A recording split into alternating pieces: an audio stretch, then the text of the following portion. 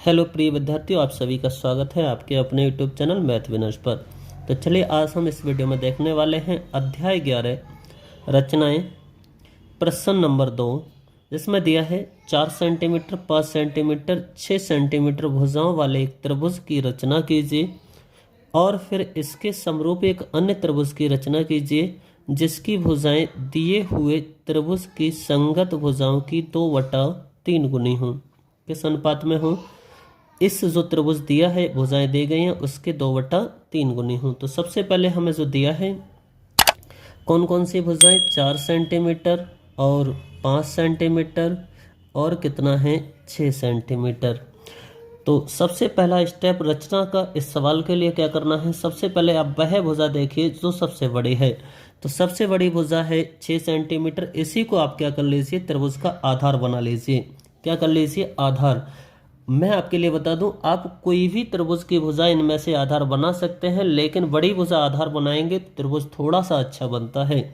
तो इसलिए मैं 6 सेंटीमीटर ले लेता हूं और स्केल की हेल्प लेकर सबसे पहले मैं यही काम करता हूं कि 6 सेंटीमीटर लंबा एक रेखाखंड खींच देता हूं। तो कितना, 6 सेंटीमीटर लंबा। तो यहाँ से हम देखेंगे तो ये हो जाएगा मेरे पास, देखिए आप, 0 और 0 से कहाँ तक, 6 तक। तो ये मेरे पास कितना हो जाएगा, 6 सेंटीमीटर। ऐसे मैं डाल देता हूँ, ये मेरे पास हो चुका है 6 सेंटीमीटर। अब आगे हमारे पास दो भुजाएं बचे हैं, एक 4 सेंटीमीटर एक 5 सेंटीमीटर। उसे कैसे बनाते हैं, तो सबसे पहले आपको करना क्या है, अगर मान लीजिए मुझे 4 सेंटीमीटर की भुजा बनाना है तो मैं क्या करूँगा, मैं पटरी की सहायता से और प्रकार की सहायता से जितनी भुजा बनानी है उतनी दूरी भर लूँगा इसमें। तो मुझे मान लीजिए 4 सेंटीमीटर बनाना है तो मैंने 4 सेंटीमीटर इसमें दूरी भर ली और 4 सेंटीमीटर भर ली। और 4 सेंटीमीटर भरने के बाद मैं यहाँ पर चाप लगा दूंगा एक, सॉरी ये थोड़ा सा रॉन्ग लग चुका है, तो यहाँ पर मैं लगा दूंगा कितना, 4 सेंटीमीटर। ठीक है। उसके बाद में अगली मुझे भुजा कितने की बनाना है, तो अगली बनाना है 5 सेंटीमीटर।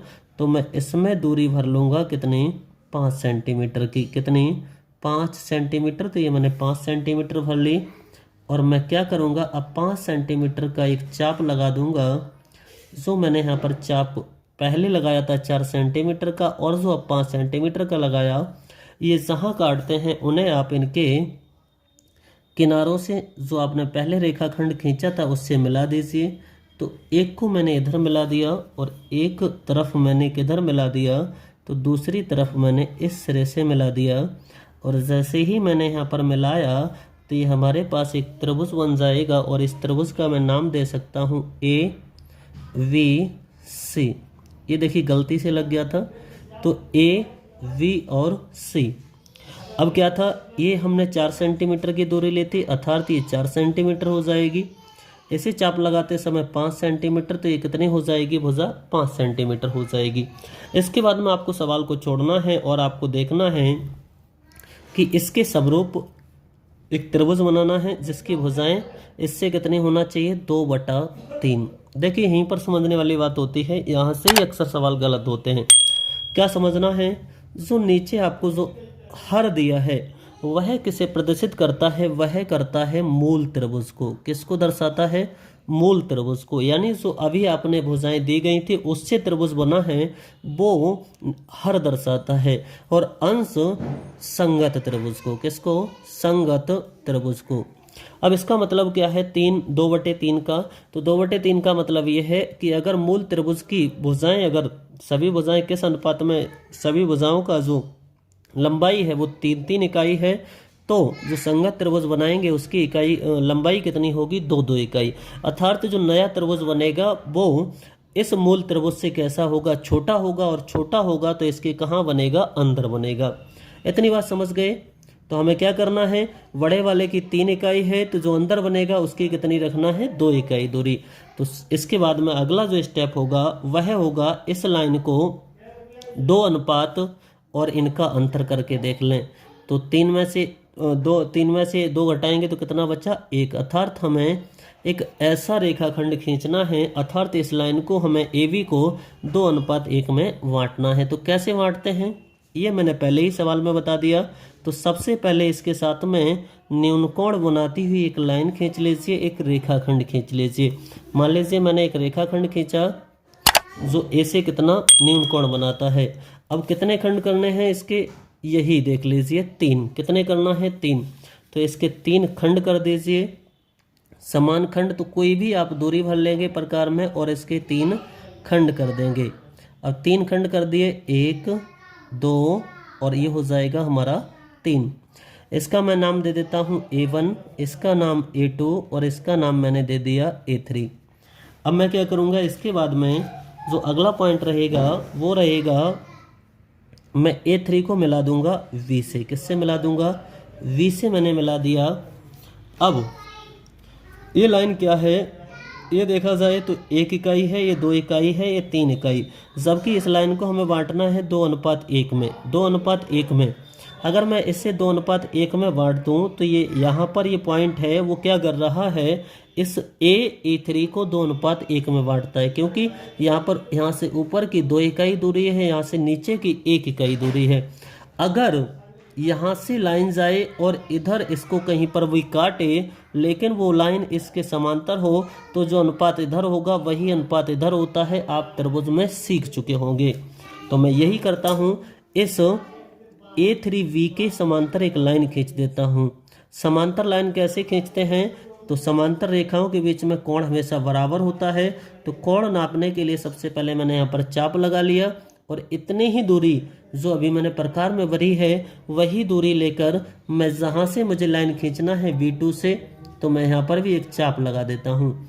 अब मैं कोण माप लेता हूँ, इसका कितना होगा, तो कोण मापेंगे तो ये इतना ही आ रहा है, अर्थात मैं क्या कर दूंगा, यहाँ पर रखकर इतने ही कोण से एक चाप लगा दूंगा। अब जो चापों ने एक दूसरे को काटा उन्हें मैं जहाँ से रेखा खींचना चाहता हूँ वहाँ से मिलाती हुई एक रेखा खींच दूंगा। तो मान लीजिए मैंने ये एक रेखा खींच दी। अब जो रेखा है नई, इसका नाम मैं यहाँ पर दे देता हूँ, मान लीजिए पॉइंट कितना है D। हमने क्या किया कि A3V के समांतर एक रेखा खींच दी A2D। अब मुझे बताइए, यहाँ से रचना के पद आप खुद लिख लेंगे। क्या करेंगे, रचना अगर लिखना हो तो ऐसे लिखेंगे।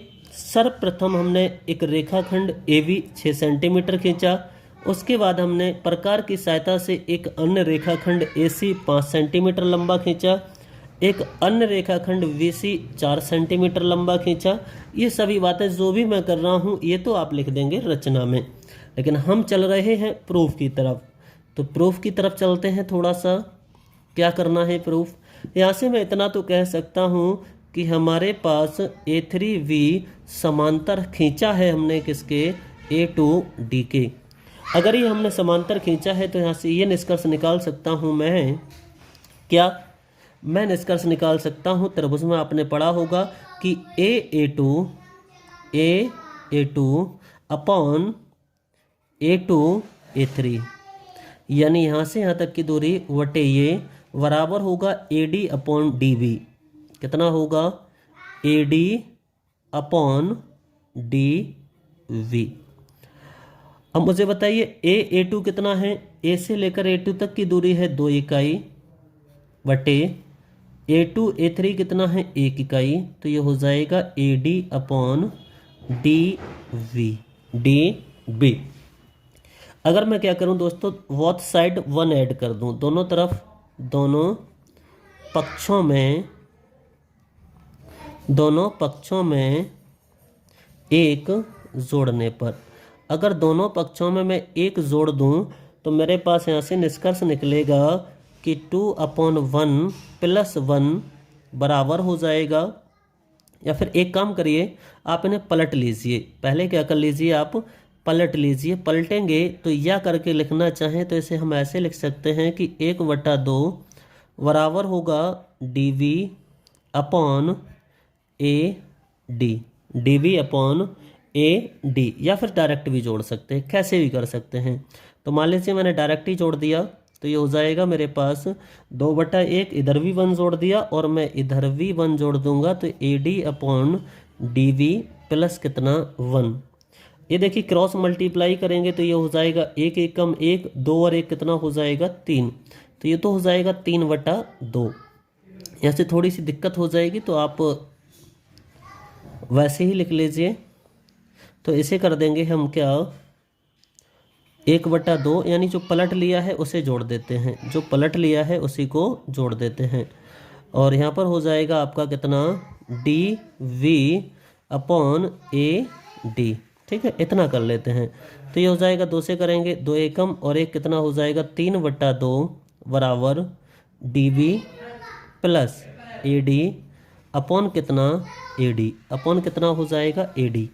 तो यहाँ से मैं ये कह सकता हूँ कि 3/2 बराबर होगा dv plus AD, dv plus AD, यानी इतना यहाँ से यहाँ तक प्लस इतना। हम इसे ऐसे भी तो लिख सकते हैं AB। तो ये हो जाएगा मेरे पास AB/AD, AB/AD। अर्थात मैंने यहाँ से सिद्ध कर दिया कि जो ये लाइन है A to D, वो इसको किस अनुपात में बांटती है, 2:3 में बांटती है। किस अनुपात में, 2:3 में। यानी हमारा ये अनुपात निकल के आया 2:3। अगर 2:3 ये है, 2:3 ये है, तो इसको भी मैं देखिए, ये अनुपात 2:3 नहीं होगा, ये 2 ये 3 नहीं होगा। 2:3 का मतलब है इतना वटे टोटल, ये 2:3 है। और यही हमसे कहा गया था। तो अगर ये 2:3 है, अर्थात वैसे शो करें तो ये 2:1 हो जाएगा, लेकिन टोटल के साथ में 2:3 ही है। अब मैं क्या करूं, अगर ये 2:3 है, इसके समांतर एक लाइन खींच दें यहां से जाती हुई। तो अगर ये 2:3 में कट रही है, तो ये भी किस में कटेगी, 2:3 में। तो ऐसा ही करते हैं। यहां से मैं करता हूं एक समांतर लाइन खींचने के लिए सबसे पहले क्या करता हूं, इसका कोण माप लेते हैं। क्या करते हैं, कोण माप लेते हैं। तो जितना चाप यहाँ पर मैंने प्रकार में दूरी भरी, एक चाप लगाया, वही दूरी मुझे यहाँ रखना है और एक चाप लगा देना है। अब मैं क्या करूँगा, इस कोण को माप लेंगे। ये कोण इतना है, तो इतना ही यहाँ पर रख दीजिए, इतना ही यहाँ पर रख दीजिए जहाँ पर इसने एक कट किया था। हालांकि कट नहीं किया है, थोड़ा आगे बढ़ा देते तो ये कट करती। और यहाँ से जहाँ से मुझे खींचना है और जहाँ चापों ने काटा उन्हें मिलाता हुआ एक रेखा खंड खींच दिया हमने ए, और इसका नाम मैंने दे दिया AE। क्या नाम दे दिया, AE।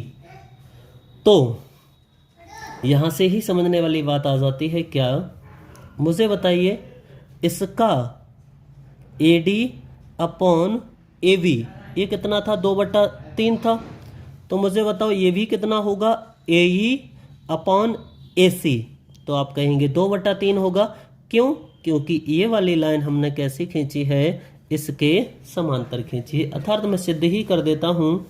देखिए मैंने क्या किया, मैंने यहाँ पर ये किया कि VC समांतर कर दिया मैंने DE। अगर ये समांतर है तो ये कोण इसके बराबर होगा, ये कोण इसके बराबर, और ये उभयनिष्ठ होने के कारण बराबर।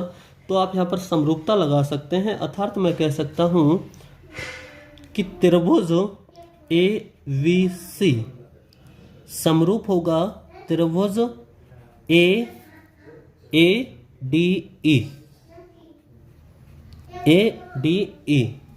अगर ये त्रिभुज दोनों समरूप हैं तो यहाँ से मैं कह सकता हूँ कि AD/AB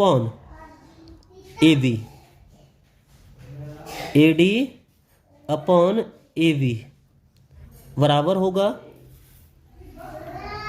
AE/AC, AE/AC समानुपातिकता प्रमेय से। और DE/VC।